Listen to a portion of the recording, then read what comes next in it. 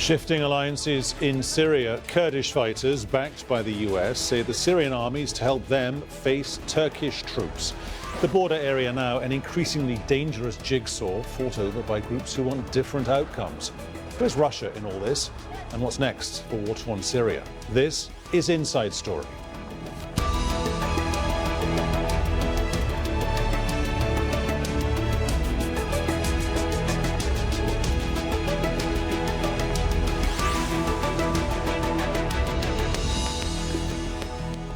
Hello again, I'm Peter Dobby. Welcome to the programme. After 7 years of war, the complex mosaic that is the battlefield in Syria can still surprise. The US, Russia, Iran, Turkey, a myriad of rebel groups and, of course, the Syrian regime are all involved, and they all want to second-guess where the conflict is heading next.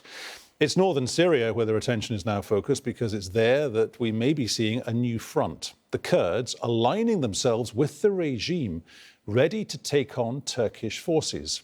Game changer?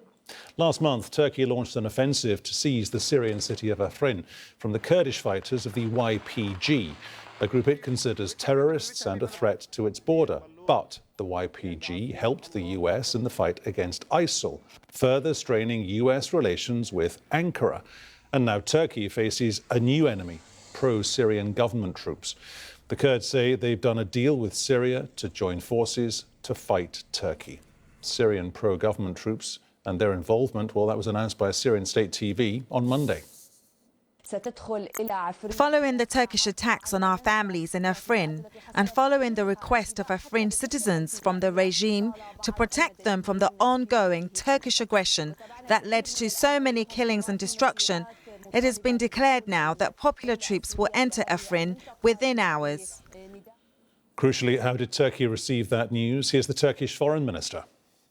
If the regime is entering there to cleanse the PKK and PYD, then there are no problems. However, if they come in to defend the YPG, then nothing and nobody can stop us. This applies to Afrin as well as Manbij and to the east of the Euphrates River. Well, Afrin is part of northern Syria and has an extremely complex mix of alliances with several regional and international players all involved. Last month, the US-led coalition announced it was intending to build a border security force in northern Syria. It would consist of 30,000 mostly Kurdish fighters who've been helping in the battle to get rid of ISIL. But that strained US relations with Turkey, of course, a key NATO ally. Turkey launched an offensive to secure its border and clear Afrin of the YPG, the Kurdish fighters it considers to be terrorists. Ankara says the group's an offshoot of the PKK, that's the Kurdistan Workers' Party, with which Turkey's been in conflict for 3 decades. Russia controls the airspace over Afrin, but ahead of the Turkish operation, it withdrew hundreds of its soldiers from near the city.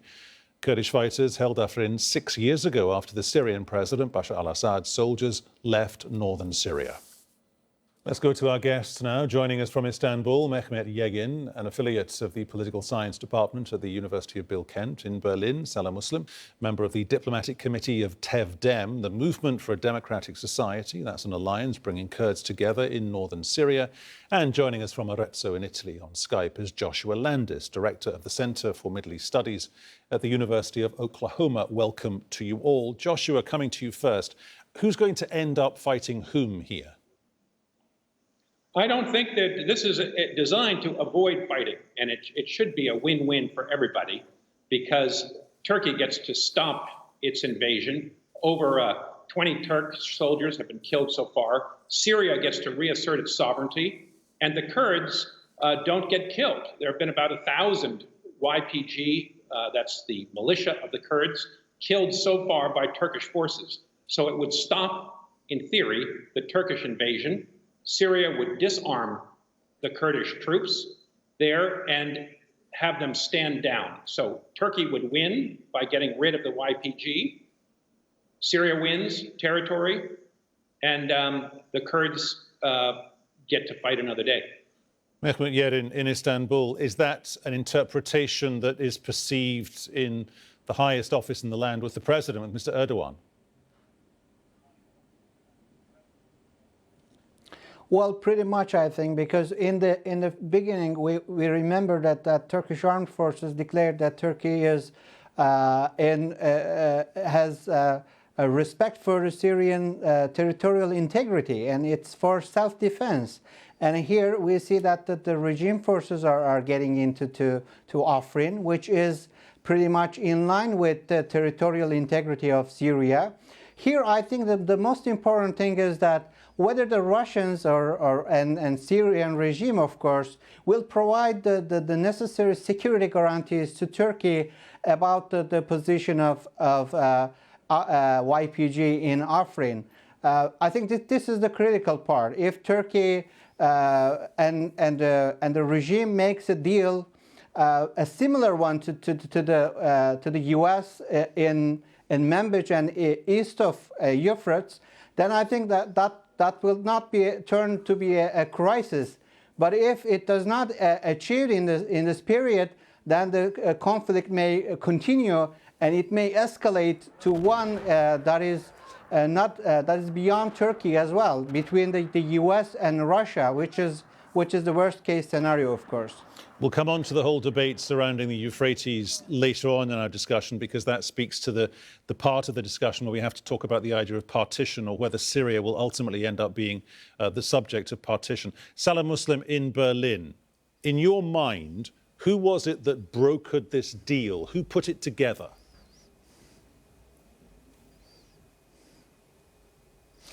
First of all, I would like to say that the Democratic Syrian forces, which they are defending Afrin now, they are the children of Afrin. They are YPG. They organize themselves and defending their families in villages.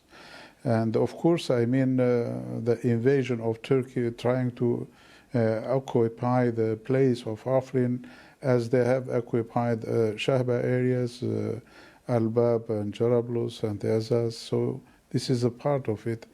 We, as Syrian components, I mean the Arabs, the Kurds, all together, we are defending Afrin, and we consider this invasion and this occupation attempt as a continuation of the fighting was going in Raqqa, in Deir ez-Zor, is a kind of relief of the fighting going in Deir ez-Zor, supporting Daesh. I just want to jump in there with one particular point. Nobody is trying to decry or criticize or lessen the fight that the Kurdish fighters fought against ISIL. And of course, it's maybe worth noting at this point in our conversation that the Syrian regime forces have never gone head-to-head with ISIL. Your fight with Turkey predates by almost 25 years the fight against Syria. So why the about face here? Is this really just a case of my enemy's enemy is my friend? We are not a threat for Turkey at all. I mean, we are part of the Syrian people, and we are looking for the solution in Syria, a democratic solution for everybody. And Turkey is trying to obstacle this way, I mean, this approach from the beginning. I mean, they are trying to change according to their plan, because they are refusing even the democratic rights for all the people of Syria and democratic solution for Syria. And now for the Syrian, I mean, what we are looking for is just for the Syrian government to protect the sovereignty of Syria. I mean, that's all. We are not going to return back to the old Basis regime as it was before. I mean, depressing and dictatorship. We are looking for the solution. And now all we are, I mean, a dialogue with government forces is just to protect the sovereignty of the Syrian territory. Joshua Landis, do you buy that this is no more than a dialogue, and if that dialogue actually has inbuilt guarantees, it may actually succeed? Yes, I agree with that. I'd like to correct one thing you said, which is that the Syrian regime has not gone head-to-head with ISIS. Of course, the Syrian regime has fought ISIS for a long time and took half the territory. The Kurds took one half of the territory with the help of the United States, and the Syrian army took the other half with the help of Iran. So there's been a long war going on between the Syrian government and ISIS. But to your question of Afrin, there is still some disagreement between the Syrian government and the Kurds. The Kurds have been emphatic that they've made a military agreement, but they say a political and administrative agreement has not been struck, that they will discuss those questions later. Syria, of course, is insisting that it be restored to full administrative authority in Afrin. And so there are clearly tensions between the Kurds and the Syrian government, which is why it's taken a month into this invasion to come to an agreement. The Syrian government and the Kurds were talking before the invasion. The Kurds did not want to concede total sovereignty to the Syrian government, and still haven't officially. So there's going to be some toing and froing yet. Mehmoud Yer in Istanbul, if Afrin and Manbij were to fall to the Turkish-led / Turkish-backed forces, that would mean that there would be a whole stretch of about 200 kilometers that would be, as far as the Syrian regime's concerned, dangerously close to that area of partition, or the potential consequence of partition that you hinted at earlier. If that's the case, is that something that Ankara wants to get to, or is it happy to stay within this idea of border integrity as it stands at the moment? Well, I think that the latter is true for Turkey, because it is important to see that Syrian regime, Syria as a country has the territorial integrity and has the security of its borders, which is the Turkish borders as well. But it needs a ground bargain. It needs a ground negotiation on the table to make such agreements between the parties. So far, it has not achieved. But if it's achieved, I don't think that Turkey will object to that, and I don't think that Turkey will be the party that is spoiling that is not letting that happen. So that's my point of view on that. Salah Muslim, the Kurds have established, 3 cantons here. Arguably, they are powerful. They can sustain that. Is part of the game plan for the Kurds here, particularly if we talk about Afrin and then Manbij, to make sure that the Turkish forces, if the Kurds are fighting alongside the Syrian regime forces, is the game plan here to make sure the Turkish forces get bogged down, almost literally, on the ground in this quite small, localized but combustible conflict?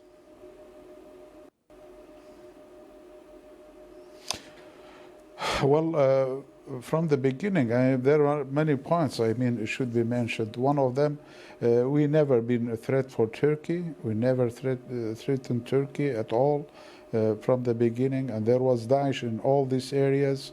And Turkey never done anything. It just supported Daesh and those mercenaries, and they supported those extremists from the beginning, and still everybody knows, still supporting them. And even this war in Afrin is a kind of supporting those groups. This is known by everybody. This is one point. And the other point, we still consider ourselves, we are part of Syria. We have a project for all democratic Syria. And from the beginning, when the Geneva talks started, and even for Sochi and even for the Asitana, Turkey is obstacling us to join, preventing us to join any of these efforts, for the political solution.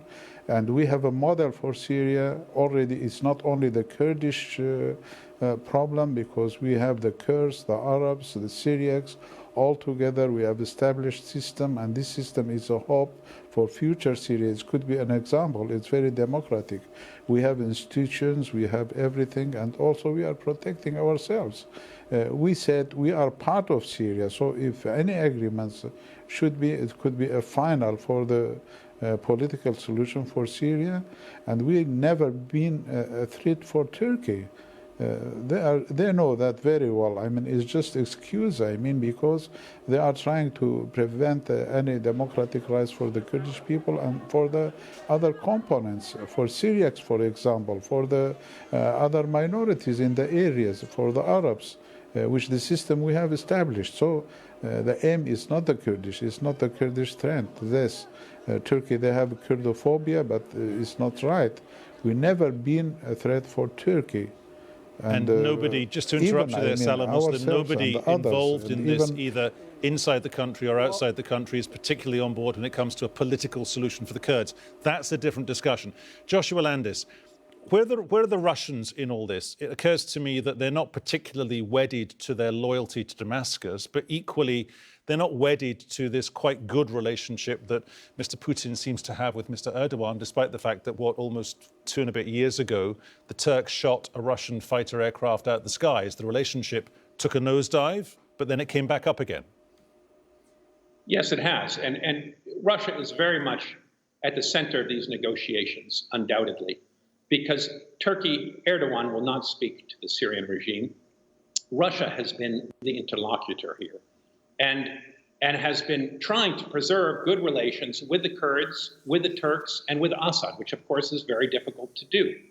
But this is very favorable for Russia because it means that Turkey doesn't step in to Syria, that Assad, its client, in a sense, in this whole thing, gets to reassert his authority.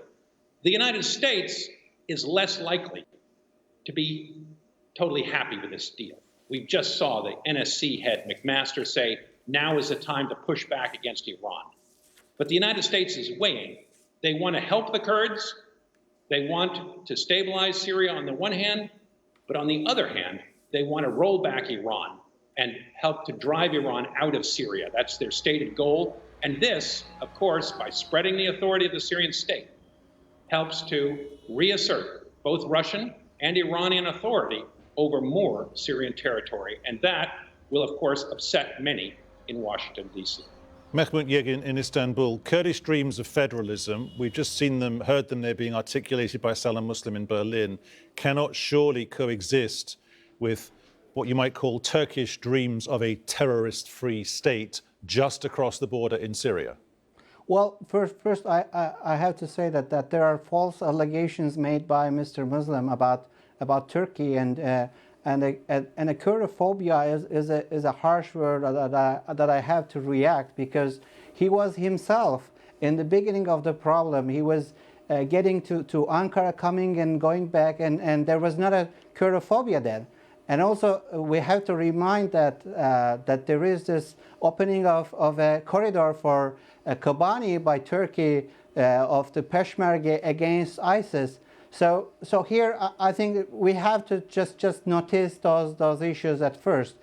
I don't think that Turkey has any problems about Kurds having their rights, their cultural rights, their position in Syria. But Turkey has problems about the connections of PYD and YPG with PKK, because these connections are bringing the problems of the weapons that are getting into hands of the PKK against Turkey, the training in Syria that may get into hands of PKK against Turkey, and of course using the territories that are held by YPG as a base against Turkey. These are the concerns of Turkey. But in the beginning, if he can remember that Turkey always supported the rights of Kurdish people in Syria, and also Turkey in the beginning said that this a federal structure that provides a position for Kurdish people in Syria is also applicable if the YPG is not cooperating with PKK, and PKK is laying down weapons against Turkey. So we got to think about this first, and then talk about what should be in Syria or not. If these conditions are provided, then I don't think Turkey has any problems, because look at Turkey's relations with KDP in Iraq. There is no problem about that. There's no problem about having having Okay, a federal Mehmet, I'm going to structure stop you there because we are Turkey getting had rather very good bogged down. relations in We're getting rather economic bogged terms on down other now issues. in the nomenclature of this. So let's just simplify it and let's just take a minute to allow Salam Muslim a right of reply there. Salam Muslim in Berlin, will you restate for us now that there is no political or military link-up between the YPG and the PKK?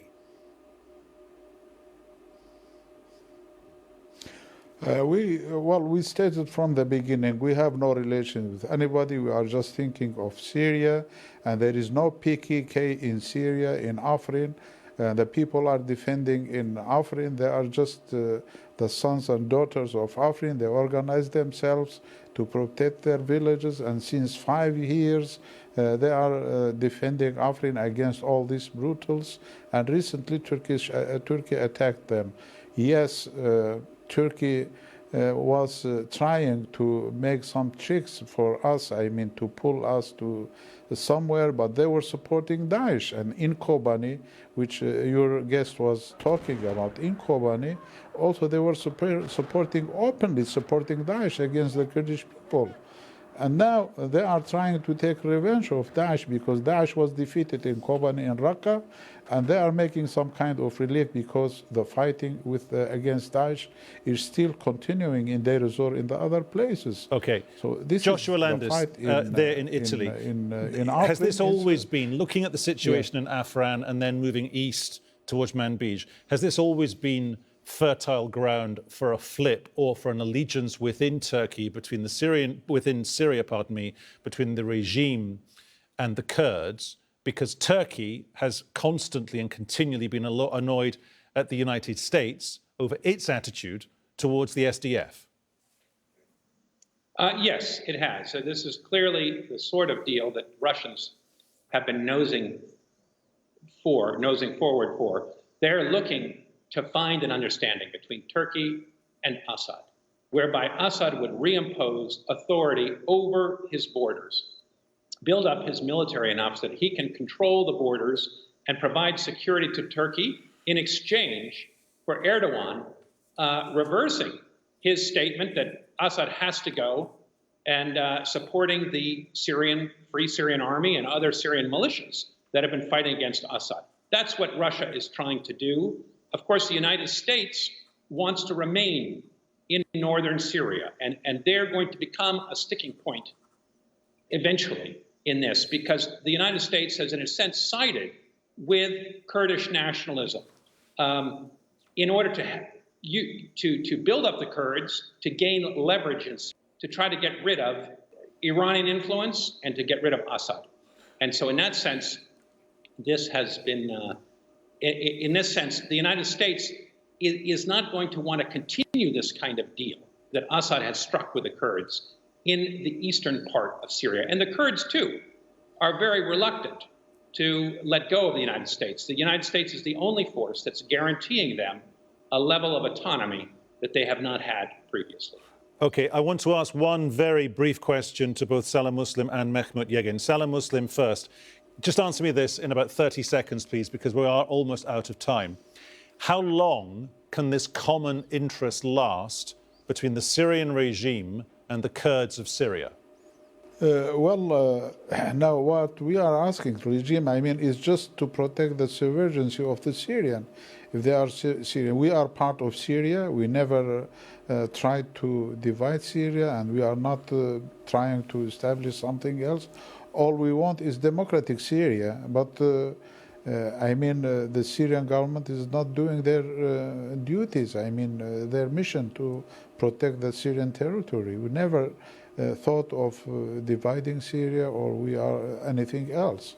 So what we are doing, I mean, in Afrin and the other places, we have been attacked in our homes. So we are defending ourselves. It's just self-defense. It's nothing else. I mean, and we will never return to the Bashist regime as it was before 2011. Gentlemen, we will have to leave it there. Thank you to all our guests today, Mehmet Yegin, Salah Muslim, Mohammed and Joshua Landis. And thank you to you too for your company. You can see the programme again anytime via the website aljazeera.com. And for further discussion, do check out our Facebook page. That's facebook.com/AJ Inside Story. You can also join the conversation on Twitter @AJ Inside Story. From me, Peter Dobby, and the entire team here in Doha, thanks for watching. We'll see you soon. Bye-bye.